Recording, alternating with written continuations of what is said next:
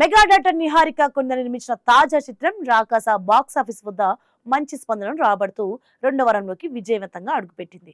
సంగీత్ శోభన్, నయన్ సారిక జంటగా నటించిన ఈ ఫ్యాంటసీ హెర్రర్ కామెడీకి దర్శకురాలు మానస శర్మ. ఏప్రిల్ 3న విడుదలైన ఈ చిత్రం ప్రేక్షకుల నుంచి పాజిటివ్ టాక్ అందుకుని డీసెంట్ ఓపెనింగ్స్ నమోదు చేసింది. దీంతో చిత్ర బృందం ఇప్పటికే సమ్మర్ ఫంటాస్టిక్ బ్లాక్ బస్టర్ పేరుతో ఒక సక్సెస్ మీట్ నిర్వహించగా, తాజాగా block buster distributors success meet పేరిట మరో కార్యక్రమాన్ని నిర్వహించారు. Sir please. అందరికీ నమస్కారం అండి. ఇక్కడ విచ్చేసిన పాత్రికేయ మిత్రులకి, సినిమా యూనిట్ మొత్తాన్ని అందరికీ నమస్కారం. అలాగే ఇప్పుడు టు స్టార్ట్ విత్ ఒక చిన్న కామెడీ నోట్లో చేయాలంటే, వెన్నెల కిషోర్ గారు ఇక్కడ లేరు.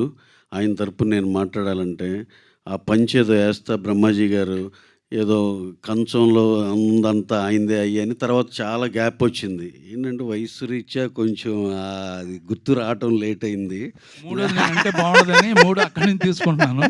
వాళ్ళు చెప్పేశారు మూడోది, అందుకని గ్యాప్ ఇచ్చాను. సుమా గారు మాటలు అలా గుర్తుండి అలా అనిపించింది. That's okay. సరే, నెక్స్ట్ సినిమాలో క్యారెక్టర్ మీరు ఎప్పుడు మా దీనిలో మా పర్మనెంట్ ఆర్టిస్ట్ కదండి. మీరు లేని సినిమాలు చాలా అరుదు మా దాంట్లో. మేము అంత క్లోజ్ బ్రహ్మాజీ గారితో. ఎక్కడున్నా సరే ఏది ఫిట్ అవుద్దన్నా ఆయనకి ఎలాగోలో అకామిడేట్ చేయాలనే చూస్తాం. కాకపోతే ఎలాగోలో అనే అంత ఆర్టిస్ట్ కాదు ఆయన. డెఫినెట్గా బ్రహ్మాండమైన ఆర్టిస్ట్ ఆయన. దానికి మేము మా దీనిలో విల్ మేక్ షూర్ దట్ ఆయన మా సినిమాలు ఉండేదట్టు అని అనుకుంటాం. అలాంటి రిలేషన్ మాది. Thank you. నా పని అయిపోయింది. సినిమా గురించి మాట్లాడాను. నేనైతే నాకు తెలిసి నేను ఇలాంటి ఈవెంట్ ఎప్పుడు చూడలేదు, డిస్ట్రిబ్యూటర్స్ కమ్. సో నాకు యాక్చువల్గా కాంటెక్స్ట్ ఏంటి, ఎట్లా మాట్లాడాలో కూడా I did not prepare.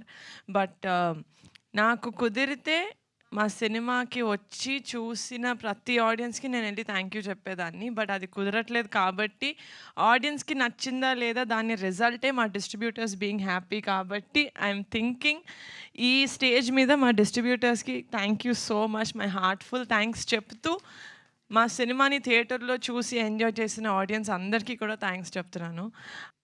Firstly media మిత్రులందరికీ థ్యాంక్ యూ సో మచ్ అండి. నేను ఇప్పుడు ఫస్ట్ ఈవెంట్ స్టార్ట్ చేసి ఫస్ట్ మీకు చెప్తాను, బికాజ్ మీరే మమ్మల్ని ఆడియన్స్లోకి తీసుకెళ్తారు. మేము సినిమా గురించి ఏం చెప్పినా సరే. Thank you so much. నేను మ్యాడ్ వన్ నుంచి చెప్తున్నాను, media has been very very kind to me. అది నేను ఎక్కడో చేసుకునే పుణ్యం.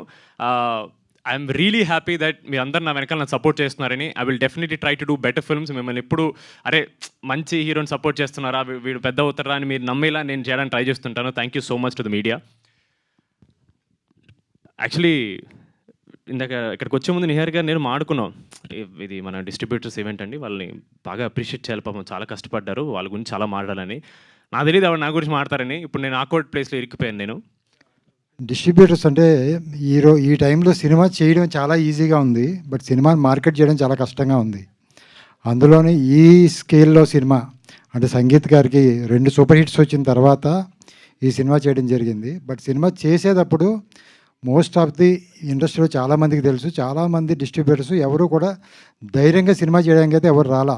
అంటే 2 సూపర్ హిట్ ఇచ్చిన హీరో కూడా వాళ్ళంతా అంటే ఎందుకు కాస్ట్, ఎందుకంటే మేము ఇందులో చాలా గ్రాఫిక్స్ ఉన్నాయి.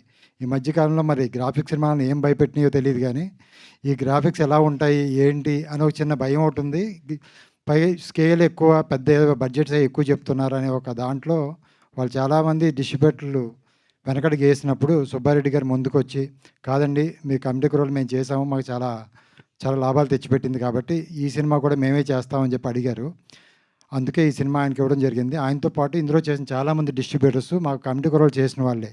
హలో అండి, ఇక్కడికి వచ్చిన మీడియా మిత్రులకి అందరికీ చాలా థ్యాంక్ యూ. యాక్చువల్గా ఈ మూవీ వచ్చేసి ఫస్ట్ వీక్ దాదాపు 480 స్క్రీన్స్ దాకా రిలీజ్ అయిందండి. సెకండ్ వీక్ వచ్చేపాటికి 341 స్క్రీన్స్లో అవుతుందండి. అంటే మనకు ఇప్పుడున్న ప్రజెంట్లో సినిమా వచ్చేసి ఇప్పుడు ఏమాత్రం బాగోకపోయినా కానీ మనకు ఫస్ట్ వీక్ ఎన్ని స్క్రీన్స్ అయితే సండేకి ఆల్మోస్ట్ అన్నీ క్లోజ్ అయిపోతున్నాయి. అంటే అలా ఉంది బయట పరిస్థితి. కానీ సెకండ్ వీక్ వచ్చేసి దాదాపు 340 దాకా ఉంటున్నాయంటే మామూలు విషయం కాదు. ఆఫ్టర్ సంక్రాంతి సినిమాల తర్వాత బిగ్గెస్ట్ బ్లాక్ బస్టర్ అయితే ఇదే అనే ఫీలింగ్ లాగా ఉంది.